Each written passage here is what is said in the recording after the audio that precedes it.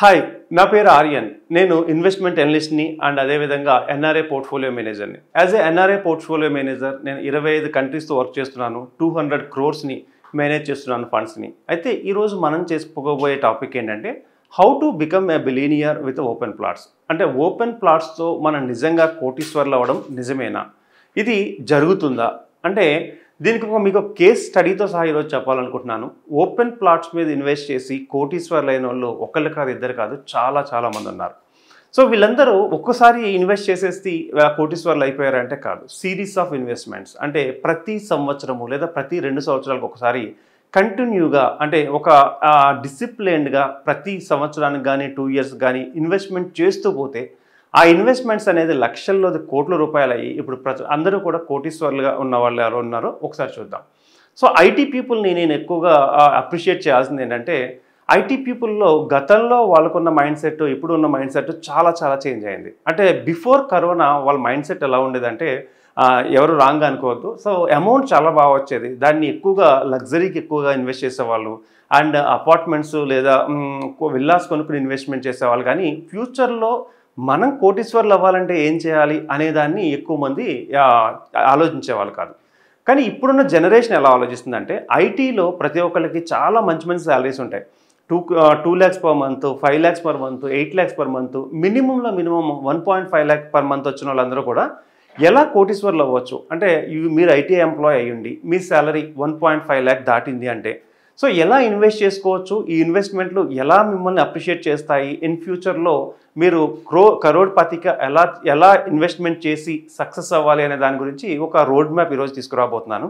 And మీకు ఒక case study కూడా చెప్తాను. అంటే చాలామంది ఎన్ఆర్ఐలకి నేను ఇన్వెస్ట్మెంట్ చేసినప్పుడు కానీ ఐటీ పీపుల్కి ఇన్వెస్ట్మెంట్ చేసినప్పుడు కానీ వాళ్ళు ఫస్ట్ ప్లాట్ వరకు మాత్రమే వాళ్ళు మోటివేట్ చేయడం చాలా కష్టంగా అనిపించేది. తర్వాత నుంచి ఆర్యన్ ఈ ఇయర్ ఎక్కడ పెడదాము, ఏ ప్లేస్లో పెడితే నాకు అప్రిషియేషన్ వస్తుంది, నాకు గోల్ ఇది, నా ఫైనాన్షియల్ గోల్ ఇది, లేదంటే నేను మా ఫ్యామిలీ హస్బెండ్ అండ్ వైఫ్ ఇద్దరు కూర్చొని వాళ్ళ గోల్స్ నాకు ఎక్స్ప్లెయిన్ చేయడము, ఆ గోల్స్ రీచ్ అవ్వడానికి నేను ఒక రోడ్ మ్యాప్ ఇచ్చాను. సో నేను చెప్తున్నానంటే నిజంగా మీరు ఐటీ ఎంప్లాయీస్ అయితే మీ దగ్గర ఉన్న డబ్బుని జాగ్రత్తగా సేవ్ చేసుకుని ఓపెన్ ప్లాట్స్లో పెట్టండి. ఓపెన్ ప్లాట్స్లో పెట్టి కొన్ని సంవత్సరాలు వదిలేసేయండి. అంటే ఎక్కువ కాదు, ఎందుకంటే మీరు ఐటీ పీపుల్ మీ అందరికీ ఏంటంటే ఫాస్ట్ ఫార్వర్డ్ అంటే ఇష్టం ఉంటుంది. అంటే ఫాస్ట్గా ఏదైనా గ్రో చేయాలంటే మీకు చాలా యాక్టివ్గా ఉంటారు. నేనేమంటున్నానంటే ఒక 5 yearsలో ఒక ఐటీ ఎంప్లాయీ, ఒక పెద్ద కంపెనీలో చేసే ఐటీ ఎంప్లాయీ 5 yearsలో తన వెల్త్ని ఎలా క్రోర్స్కి మార్చాడో ఒక చిన్న ఎగ్జాంపుల్ చూద్దాం. చిన్న కేస్ స్టడీ ఏంటంటే so how to become billionaire with open plots అనే దాంట్లో చూస్తే ఫస్ట్ అవినాష్ అనే పర్సన్ ఒకప్పుడు నా దగ్గరికి 2019లో వచ్చారు. సో అతను ఏంటంటే ఒక కంపెనీ బ్రాండెడ్ అంటే ఫార్చ్యూన్ 500 కంపెనీలో జాబ్ చేస్తున్నాడు ఆయన. సో అప్పటికి ఆయన శాలరీ వచ్చి 1.5 lakh. సో అప్పటి వరకు ఏమి సేవ్ చేశారు అంటే ఒక హౌస్ కొనుక్కున్నారు. తర్వాత నుంచి ఏమి సేవింగ్స్ లేవన్నారు. వాళ్ళకి 2 పిల్లలు. సో ఏజ్ వచ్చేసి నేను ఫస్ట్ ఎవరిని ఇన్వెస్ట్మెంట్ చేయాలైనా ఫ్యామిలీ బ్యాక్గ్రౌండ్ అడుగుతాను. ఏజ్ ఎంత, పిల్లల ఏజ్ ఎంత, ఇప్పుడు మీ సిచ్యువేషన్ ఏంటి, మీకున్న అసెట్స్ ఏంటి, ఇవన్నీ అడిగిన తర్వాత ఇన్వెస్ట్ చేస్తే 2019లో ఈ అవినాష్ అనే పర్సన్కి నేను ఇన్వెస్ట్మెంట్ ఒక 12,000 రూపీస్లో ఓకే ఈ 12,000 per square yardలో ఒక 300 square yards అనేది నేను చేయించాను. మహేశ్వరంలో ఇప్పించాము. అప్పుడు మహేశ్వరం ఉంది కదా, సో మహేశ్వరం దగ్గర 12,000 రూపీస్లో 2019కి ఒక అప్రూవ్డ్ లేఅవుట్లో హెచ్ఎండి అప్రూవ్డ్ లేఅవుట్లో నేను వాళ్ళకి ఇవ్వడం జరిగింది. అప్పుడు వాళ్ళకి వాల్యూ వచ్చేసి 36 lakhs అయింది. అంటే 300 గజాలు 36 lakhsలో 2019లో మహేశ్వరం ప్లేస్లో ఆయన ఇన్వెస్ట్ చేయడం జరిగింది. సో ఇప్పుడు ప్రజెంట్ అక్కడ ఎంత నడుస్తుందంటే 45,000 నడుస్తుంది స్క్వేర్ యార్డ్ వచ్చేసి.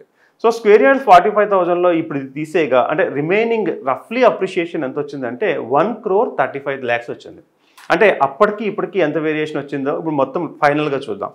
అదే పర్సన్ 2019 తర్వాత 20లో చేయలేకపోయారు because of some corona effect అవ్వడం వల్ల కొంచెం చేయలేకపోయారు. తర్వాత 21లో చేయలేదు. 22లో అగైన్ నేను ఒకసారి ఇన్వెస్ట్మెంట్ ఏమైనా చేద్దామా అనే టైప్లో అడిగినప్పుడు ఆయన ఏం చేశారంటే మళ్ళీ ఇంకొక ఇన్వెస్ట్మెంట్ చేశారు. 252 square yards ఇది షాద్ నగర్లో చేశారు. ఇది షాద్ నగర్లో అప్పుడున్న రేట్లో 14,000తో చేస్తే 35,28,000 అయింది. 252 square yards. సో విల్లా కట్టుకోవాలనుకుంటున్నారు ఆర్యన్ అంటే ఇవాళ కాకపోతే రేపైనా ఈ ఏరియా బాగా డెవలప్ అవుతుంది. ఫ్యూచర్లో మీరు విల్లా కట్టుకోవాలనుకున్నా ఈ సైజ్ వచ్చేసి మీకు అడ్వాంటేజ్ అవుతుందని చెప్పేసి 252 స్క్వేర్ యార్డ్స్ నేను ఇప్పించడం జరిగింది. సో ఇది ఆ 252 స్క్వేర్ యార్డ్స్ అనేది ఇప్పుడు అప్రిషియేషన్ పెరిగిన తర్వాత ఎంత ఉంది అంటే ఇప్పుడు ప్రజెంట్ 22 to 24 నడుస్తుంది ఆ ఏరియాలో. సో రఫ్గా ఆ ఏరియాలో ఉన్న రేట్కి ఇప్పుడు క్యాలిక్యులేట్ చేసుకుంటే 1,24 lakhs ఇప్పుడు ప్రజెంట్ దాని యొక్క వాల్యూ వచ్చేసి 1,25 lakhs. అది ఏంటంటే దూస్కల్ దగ్గరలో ఉంటుంది. అది మీకు షాద్నగర్కి ఎంటర్ కాకముందే దూస్కల్ దగ్గరలో 100 feet రోడ్ ఆనుకుని ఆ ఏరియాలో మనం ఇప్పించడం జరిగింది. సో ఇప్పుడు ఆ ఏరియాలో అప్పట్లో 14,000 ఉన్న ఏరియా ఇప్పుడు 24 వరకు నడుస్తుంది. నెక్స్ట్ ఇన్వెస్ట్మెంట్ ఏం చేస్తామంటే 2020 అంటే ఈ రెండింటికి మధ్యలో 21లో కూడా ఒక ఇన్వెస్ట్మెంట్ చేసాము. సో అది 9,000 రూపీస్తో చేసాము. ఎక్కడ చేసాము 9,000 రూపీస్తో 36 lakhs వరకు అయ్యింది. సో దీన్ని ఈ 2021లో చేసింది వచ్చేసి ఐఐటి కంది దగ్గర, ఐఐటి కంది ముంబై హైవేలో ఐఐటి కంది దగ్గర చేయడం జరిగింది. అది 36,27,000 అయింది. ఇప్పుడు ఆ ఏరియాలో కూడా మంచి అప్రిషియేషన్ ఉంది. నియర్లీ 1 crore దగ్గరగా అంటే 92,69,000 రేంజ్ వరకు ఉంది. ఈ మూడింటిని మనం యావరేజ్ చేసుకుంటే 3,51,000 69,000 వచ్చింది జూలై నాటికి. ఓకే, ఈయన ఇన్వెస్ట్మెంట్ రేషియో చూద్దాం. 21, 22, 19 అంటే ఆన్ ఆర్ యావరేజ్గా చూసుకుంటే 5 years ఆఫ్ ద టైం చూసుకోవాలి. ఎందుకంటే ఈ 5 years ఆఫ్ ద టైంలో 1 crore బికమ్స్ 3.5 crore అయింది. అంటే 2.5% అనేది ఇంక అప్రిషియేషన్ వచ్చింది. ఇప్పుడు మీరు చెప్పండి, ఏ ఏరియాలో మన 1 కోటి 3 కోట్లన్నర అవుతుంది? బ్యాంక్స్లో పెట్టుకుంటే అవుతుందా, లేకపోతే ఏదైనా ఇన్వెస్ట్మెంట్ చేసి ఏదైనా బిజినెస్ చేద్దామంటే ఆ బిజినెస్ సక్సెస్ అవుతుందో ఫెయిల్యూర్ అవుతుందో మనకు తెలియదు. ఇన్వెస్ట్మెంట్ అయితే లాస్ అయిపోతాము.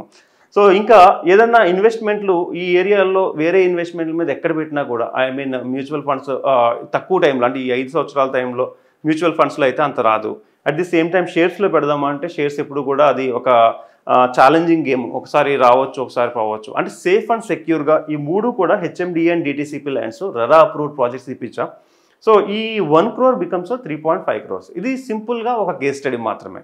ఇలాంటి కేస్ స్టడీస్ నా దగ్గర చాలా ఉన్నాయి. అండ్ ఎన్ఆర్ఐ ఒక గురించి చెప్తాను. ఎన్ఆర్ఐ నెట్ఫ్లిక్స్లో వర్క్ చేస్తారు. ఆయన యూఎస్లో ఉంటారు. నెట్ఫ్లిక్స్ దాంట్లో మంచి package 8 lakhs per month package.